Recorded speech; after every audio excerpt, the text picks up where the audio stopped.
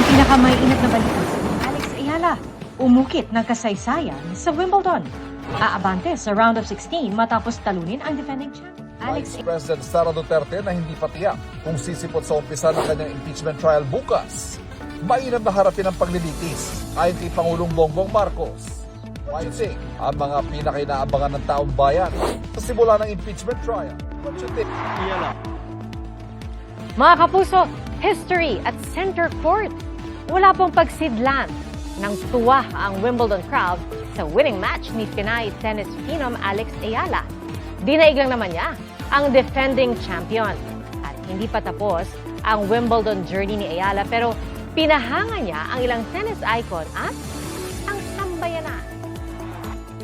Ngayong bisperas ng impeachment trial ni Vice President Sara Duterte, nakahanda ng mga barikada sa labas ng gate ng Senado. May nakapaskil na abiso ng mga isasarang kalsada. Mula alas 7 ng umaga hanggang alas 7 ng gabi, sarado ang parehong north at southbound lanes ng Jokno Boulevard mula Seaside Boulevard hanggang Atang de la Rama Street. Handa na rin magsilbing impeachment court ang Senado para sa day 1 ng paglilitis sa bise. Sabi ni Senate President Sherwin Gatchalian, layo nilang maging simple at madaling maunawaan ng publiko ang paglilitis.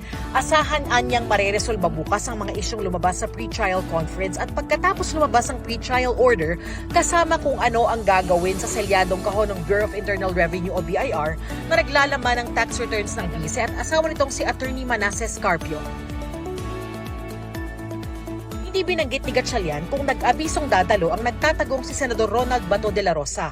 Binubuno naman ni Senador Jinggoy Estrada ang ipinataw sa kanyang preventive suspension dahil sa kinakaharap na kasong plunder at graft. Pinaghahandaan ng Senado ang lahat ng posibilidad kabilang ang posibleng paglalabas ng arrest warrant laban kay Senador Rodante Marcoleta na may kasong plunder sa Sandigan Bayan. Ayaw ko i-preempt yung mangyayari, no? Unfair naman kay Senator Marcoleto dahil nga nasa korte to at mayroon pang remedy siya. Hanggang kanina, walang abiso ang bise kung dadalo siya bukas. Sina Alex Ayala at Iga Swiatek, kapwa-produkto ng Academy ng tennis legend na si Rafael Nadal. Parehong nagharap sa 2025 Miami Open at Madrid Open. At kagabi, sa makasaysayang center court ng Wimbledon sa Britanya, nagtuos ang tennis sensation ng Pilipinas at ang defending champ ng torneo sa round of 32. Tumagal ng halos 1.5 oras ang set 1. Sa isang punto, nag-tie sila kaya nagkaroon ng tie-break game. Si Ayala halos sumisid sa grass court sa isang punto para maisalba ang bola. Si Ayala nakakuha ng set 1 ng laro matapos ang kanyang 2-point lead laban sa Pride ng Poland. Sa set 2, ramdam na ang gigil ni Ayala sa bawat serve at hampas sa bola. Hindi naman nagpatalo si Swiatek na sumabay sa mga teknik ni Ayala kaya nagkaroon ng ilang deuces sa gitna ng laro. Hanggang sa muling nakuha ni Ayala ang control sa set 2 sa score na 6-2. Umukit ng kasaysayan si Ayala, ang kampiyon noong isang taon, kanyang tinalo. I'm into the second week of a slam and it's amazing for me. Iga is a phenomenal player and a really nice person, so I'm really grateful to be able to share center court with her at Wimbledon. Halo-halo ang emosyon ni Ayala na napag-throwback sa pagsisimula ng kanyang karera mula pagkabata. Kung kailan maagang humawak ng tennis racket ang kaliweting si Alexandra.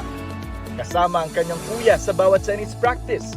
Hanggang sa nakauwi siya ng samut-saring trophies at medals sa kanyang mga naging tennis games. This achievement may seem small, but for someone who grew up in the Philippines and I want to train with my brother and my grandfather every day after school with my ruffled socks and my light-up shoes and chubby cheeks. So to her, this is everything. Pinahanga ni Ayala ang ilang alamat ng tennis gaya ni Maria Sharapova at ni Billie Jean King na tinawag sa Ayala na inspirasyon. Bago ang kanyang laban kagabi, nagkaroon ng royal encounter si Alex kasama si Catherine Princess of Wales. Naging very iconic din ang horizontal forehand na ito ni Ayala. So many emotions and such an intense battle, so I'm really proud of how I fought and I held my own out there. I hold Wimbledon very close to my heart, and being able to play here on center court the second year in a row it's amazing for me to be able to do that and have these intense moments and this level of competition, you know, in well, essentially the best stage in the world for tennis. Abante na sa round of 16 ng Wimbledon 2026 si Alex. Sunod niyang makakaharap si Jasmine Paolini ng Italy. Paano nakakulong? Ano kayang posibleng mangyari kung kulang ang Senator judges sa impeachment trial ni Vice President Sara Duterte? Huling nakita si Senator Ronald Bato de la Rosa sa Senate Building noong May 14. Siya ay may warrant of arrest mula sa International Criminal Court bilang co-perpetrator umano ni dating Pangulong Rodrigo Duterte sa kasong Crimes Against Humanity, kaugnay ng madugong gyera kontra droga. As of June 15, tinutukoy pa rin ang kanyang kinaroroonan at patuloy pa rin siyang tinutugis ng mga otoridad. Nitong June 1 naman, sumuko si Senator Jinggoy Estrada sa mga tauhan ng PNP-CIDG at ikinulong sa Quezon City Jail sa Payatas. Nahaharap si Estrada sa kasong plunder at 2 counts ng graft cases. Dahil sa umano'y pagtanggap niya ng kickback mula sa flood control projects ng gobyerno, mariin naman itinanggi ni Estrada ang mga paratang. Ayon kay Ombudsman Jesus Crispin Remulla, 9 hanggang 10 senador pa ang iniimbestigahan ng kanyang opisina, kaugnay ng flood control, kickbacks at iba pang mabibigat na kaso. Ang Senado handa na rin, pero may pakiusap muna sa prosekusyon at depensa si Senate President Sherwin Gatchalian. Iksian sana ang kanilang trial days at listahan ng mga testigo. Sa tansya kasi nila aabuti ng 7 hanggang 8 buwan ang impeachment trial. Ang prosekusyon may 57 witnesses at humingi ng 62 trial days. Ang depensa naman may 90 witnesses at humingi ng 30 trial days. Nanawagan kami sa kanila na kung pwedeng iksian nila yung kanilang trial days. Makasaysayan ng July 6, 2026 dahil sa unang pagkakataon sa kasaysayan ng bansa, isang vice-presidente ang sasalang sa impeachment trial. Bukas na pala yun. Hindi ko kasi alam na bukas na pala.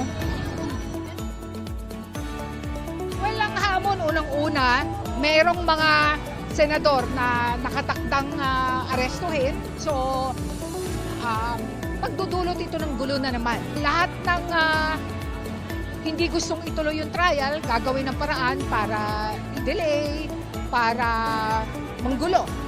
Isa aniya sa dapat abangan ay kung kakailanganin bang magmosyon para bawasan ang bilang ng boto para makonvict ang bise.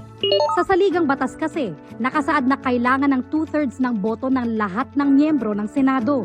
Isa yun sa maaaring magdulot ng gulo din. Mahahati rin ng Senado, mahahati rin ng taong bayan dyan. Dapat ding abangan ang paglalatag ng prosekusyon at depensa ng kani-kanilang mga saksi at ebidensya.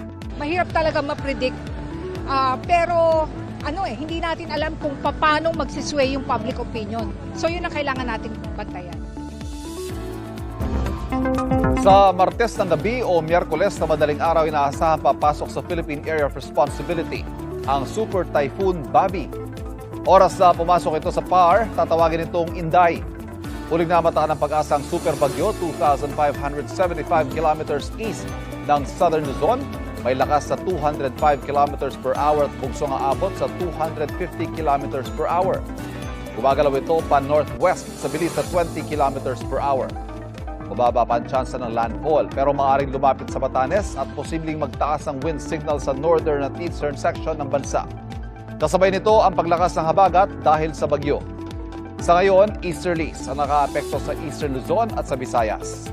Posible magdulot ng mga pagulan sa Cagayan Valley, Bicol Region, Aurora at Quezon. Localized thunderstorms naman ang maaaring magdulot ng pagulan sa Metro Manila at iba pang bahagi ng bansa. Batay sa datos sa Metro Weather, posibleng ulanin bukas, lalo na sa hapon ng ilang bahagi ng Western Luzon, Cagayan, Cordillera, Calabarzon, Mimaropa at Bicol Region. May tsansa ng malalakas na ulan sa ilang bahagi ng Occidental Mindoro. Bukas ng hapon, posible ang mahihina hanggang malalakas na pagulan sa halos buong Western Visayas, pati sa ilang bahagi ng Eastern Visayas at Central Visayas. Halos buong Mindanao naman ang posibleng ulanin simula tanghali. May tsansa ring ulanin ng Metro Manila bukas ng hapon.